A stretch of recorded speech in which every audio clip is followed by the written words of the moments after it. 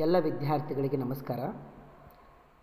ಇವತ್ತಿನ ತರಗತಿಯಲ್ಲಿ ನಾವು ಫಿಸಿಕ್ಸ್ ಆ್ಯನ್ಯುವಲ್ ಎಕ್ಸಾಮಿನೇಷನಲ್ಲಿ ಬಂದಿರತಕ್ಕಂಥ ಕ್ವಶನ್ಸ್ಗಳನ್ನು ಡಿಸ್ಕಸ್ ಮಾಡೋಣ. ಇವು ಮಿಡ್ ಟರ್ಮ್ ಎಕ್ಸಾಮಿನೇಷನ್ಗೂ ಕೂಡ ಈ ಕ್ವಶನ್ಸ್ ರಿಪೀಟ್ ಆಗ್ತವೆ.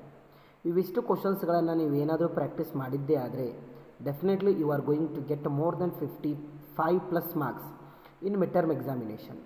ಮೊದಲು ನಿಮ್ಮ ತಲೆಯಲ್ಲಿ ಏನು ತಿಳ್ಕೊಬೇಕಂದ್ರೆ ಡಿಲೀಟೆಡ್ ಪೋರ್ಷನ್ ಎಷ್ಟಿದೆ ಮೊದಲು ತಿಳ್ಕೊಳ್ಳಿ. ಆಮೇಲೆ ಮಿಡ್ ಟರ್ಮ್ ಎಕ್ಸಾಮಿನೇಷನ್ಗೆ ಪೋರ್ಷನ್ ಎಷ್ಟಿದೆ ಅದನ್ನು ತಿಳ್ಕೊಳ್ಳಿ. ಗ್ರಾವಿಟೇಷನ್ವರೆಗೂ ಅಷ್ಟೇ ಇದೆ, ಫಿಸಿಕಲ್ ವರ್ಲ್ಡಿಂದ ಗ್ರಾವಿಟೇಷನ್ವರೆಗೂ.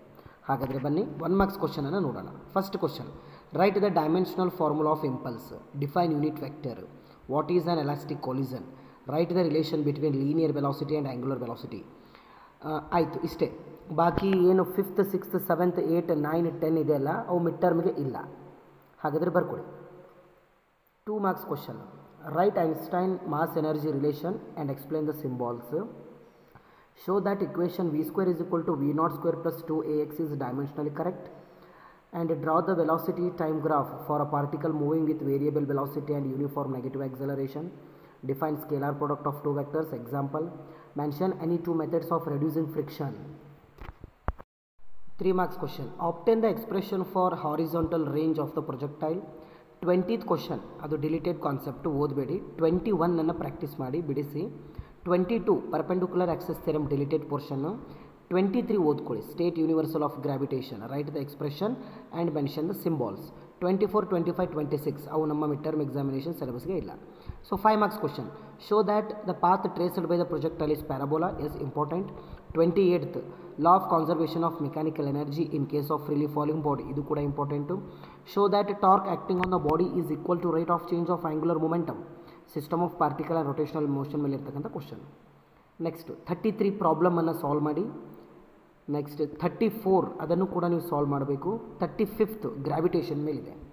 ಸೊ ಈ 3 ಪ್ರಾಬ್ಲಮ್ಸನ್ನು ಪ್ರಾಕ್ಟೀಸ್ ಮಾಡಿ ಸಾಲ್ವ್ ಮಾಡಲಿಕ್ಕೆ ಪ್ರಯತ್ನ ಪಡಿ.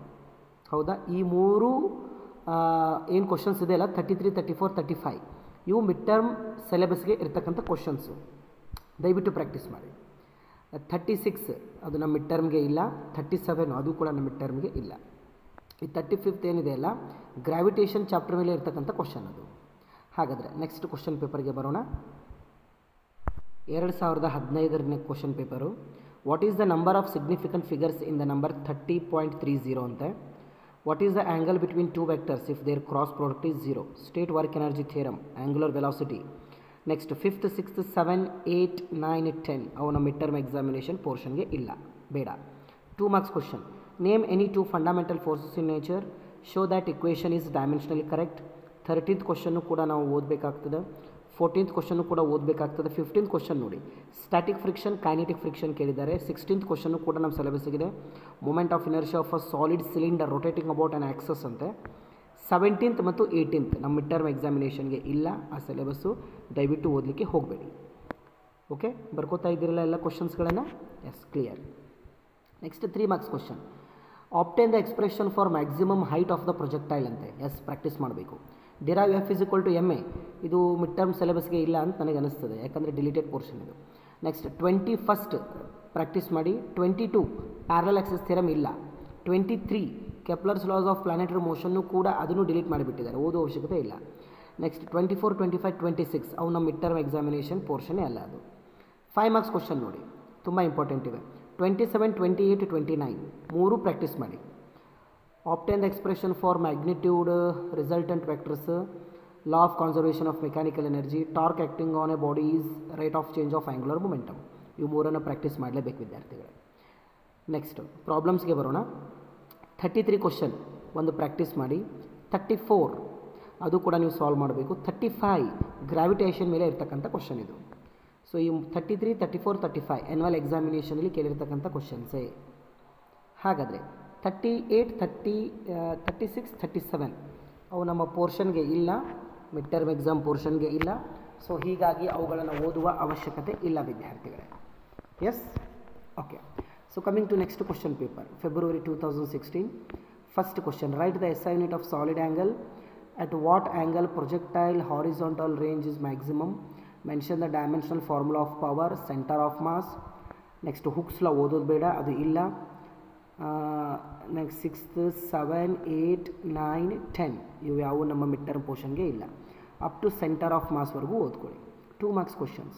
Right any 2 advantages of SI system, mention any 2 limitations of dimensional analysis, distinguish between scalar and vectors, define horizontal range and time of flight, mention the 2 basic forces in nature. Next, write the expression for Young's modulus. ಇವು ಯಾವೂ ಇಲ್ಲ. 16 17 18 ನಮ್ಮ mid term ಸಿಲೆಬಸ್ಗೆ ಇಲ್ಲ. 3 marks question. Write any 3 methods of vector addition. Yes. Distinguish between mass and weight. Yes, ಓದಬೇಕು. State and prove work energy theorem for constant force. ಓದಬೇಕು.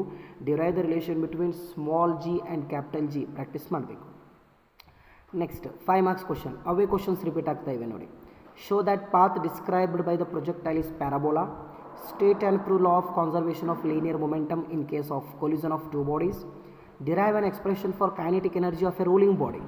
System of ಪಾರ್ಟಿಕಲಲ್ಲಿ ಇರ್ತಕ್ಕಂಥ ಕ್ವಶನ್ ಅದು. ನೆಕ್ಸ್ಟು ಪ್ರಾಬ್ಲಮ್ಸನ್ನು ನೋಡಿ. An iron ball dropped from the top of the tower.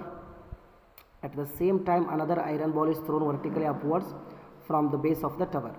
when and where 2 iron balls will meet. ಇದೊಂದು practice ಮಾಡಿ. 34th ಏನು question ಇದೆ ಅಲ್ಲ, ಇದು ಪ್ರಾಬ್ಲಮ್ ವರ್ಕ್ ಎನರ್ಜಿ ಪವರ್ ಮೇಲೆ ಇರ್ತಕ್ಕಂಥದ್ದು, ಪ್ರಾಕ್ಟೀಸ್ ಮಾಡಿ. 35th ಏನಿದೆ ಅಲ್ಲ, ಇದು ಸಿಸ್ಟಮ್ ಆಫ್ ಪಾರ್ಟಿಕಲ್ ಮೇಲೆ ಇರ್ತಕ್ಕಂಥದ್ದು, ಪ್ರಾಕ್ಟೀಸ್ ಮಾಡಿ. ನೆಕ್ಸ್ಟ್ 2018 ಕ್ವಶನ್ ಪೇಪರ್ಗೆ ಬನ್ನಿ. At which point in the path of projectile the speed is least ಅಂತೆ. Yes. Which law of motion is use to explain the rocket population. What is centre of mass. What is angular velocity of the rotating body is positive.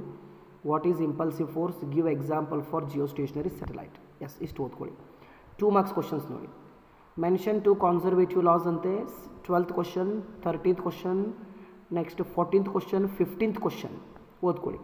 16 17 18 ಇವು ನಮ್ಮ mid term ಸಿಲೆಬಸ್ಗೆ ಇಲ್ಲ. Part 2 ಅಲ್ಲಿ ಬರ್ತವೆ. 3 marks question. Explain the methods of determination of large distance by parallax method ಓದ್ಕೊಳ್ಳಿ. Obtain the relation between V and omega. Mention 3 methods of reducing friction. Most frequently question ಇದು. 22 ಅದು ಕೂಡ ಇದೆ. 23 ಅದು ಕೂಡ ಇದೆ, ಪ್ರಾಕ್ಟೀಸ್ ಮಾಡಿ. 27 5 ಮಾರ್ಕ್ಸಿನ ಕ್ವಶನ್ನು ಪ್ರಾಕ್ಟೀಸ್ ಮಾಡಿ. 28 ಏನಿದೆ ಅಲ್ಲ, Newton second law of motion, ಅದನ್ನು ಡಿಲೀಟ್ ಮಾಡಿದ್ದಾರೆ. ಅದನ್ನು ಮಿಡ್ ಟರ್ಮ್ಗೆ ಇಲ್ಲ ಅಂತ ಅನಿಸ್ತದೆ, ಅದು ಕಾನ್ಸೆಪ್ಟ್ ಡಿಲೀಟ್ ಆಗಿದೆ. 29th ನೋಡಿ, define moment of inertia. Moment of inertia ಇದೆ, ಬಟ್ ಪ್ಯಾರಲಲ್ ಆಕ್ಸಿಸ್ ಥಿಯರಮ್ ಇಲ್ಲ. Okay. 33 again we are having problem. 34 again work energy power ಮೇಲೆ ಇರ್ತಕ್ಕಂಥ ಪ್ರಾಬ್ಲಮ್. 35th again ಗ್ರಾವಿಟೇಷನ್ ಮೇಲೆ ಇರ್ತಕ್ಕಂಥ ಪ್ರಾಬ್ಲಮ್. 36 37 ಅವು ನಮ್ಮ ಮಿಡ್ ಟರ್ಮ್ ಪೋರ್ಷನ್ನೇ ಅಲ್ಲ, ಪಾರ್ಟ್ 2 ಅಲ್ಲಿ ಇರ್ತಕ್ಕಂಥದ್ದು. ಅವುಗಳನ್ನು ಓದುವ ಅವಶ್ಯಕತೆ ಇಲ್ಲ ವಿದ್ಯಾರ್ಥಿಗಳೇ. So coming to next question paper 2018 ಕೇಳಿರ್ತಕ್ಕಂಥದ್ದು ಸಪ್ಲಿಮೆಂಟರಿ ಎಕ್ಸಾಮ್ ಅಂತಿದ್ದು ನೋಡಿ. How many significant digits are in number 2.80 ಅದನ್ನು ನೋಡ್ಕೊಳ್ಳಿ. Question number 2, question number 3, question number 4, question number 5. Question number 5 ಬೇಡ. ನೆಕ್ಸ್ಟ್ ಇಷ್ಟೇ ನೋಡ್ಕೊಳ್ಳಿ. 11th one, 12th one, 13th one, 14th one, next 15th ಇಲ್ಲ, 16th ಇದೆ. 16th ಒಂದು ನೋಡ್ಕೊಳ್ಳಿ. Show that V is equal to R omega. Next 17th 18th ಅವು ನಮ್ಮ ಪೋರ್ಷನ್ಗೆ ಇಲ್ಲ. 3 marks ಕ್ವಶನ್ ನೋಡಿ. ಮತ್ತೆ ಅವೇ ಕೇಳ್ತಾ ಇದ್ದಾರೆ ನೋಡಿ question. Derive the expression for maximum height reached by the projectile. What is impulsive force? So that force is equal to change in momentum. Work energy theorem for conservative constant force ನೋಡ್ಕೊಳ್ಳಿ. Next 5 marks ಕ್ವಶನ್ಸನ್ನು ನೋಡಿ. 27 28 29 ಮೂರು important, ಓದ್ಕೊಳ್ಳಿ. 30 31 32 31 32 ಇಲ್ಲ, 30 ಓದ್ಕೊಳ್ಳಿ. Next 33 34 35 S, ಇವು ಮೂರನ್ನು ಕೂಡ ಪ್ರಾಕ್ಟೀಸ್ ಮಾಡಿ ವಿದ್ಯಾರ್ಥಿಗಳೇ. ಹೌದಾ?